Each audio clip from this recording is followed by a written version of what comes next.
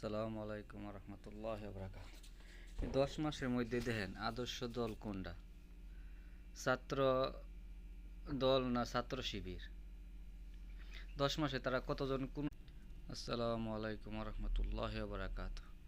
এই 10 মাসের মধ্যে দেখেন ছাত্র দলের কতজন কোন হয়েছে আর ছাত্র শিবিরে কতজন কোন হয়েছে নিজেরার মধ্যে অন্দর কোন দলে।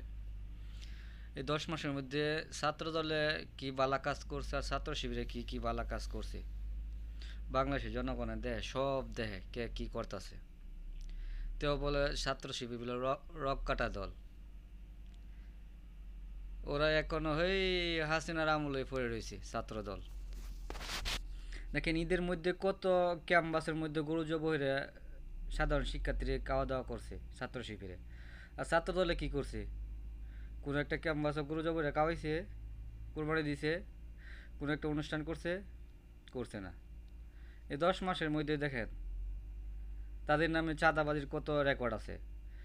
100 জনের উপরে মারা গেছে খালি বিএনপির এই 10 মাসের মধ্যে। আর ছাত্র শিবিরে কয়জন মারা গেছে? তো একবার ছাত্র শিবির রক কাটা দল। আল্লাহ আকবার, আল্লাহ আকবার। আল্লাহ হেদায়েত করো। সালাম আলাইকুম।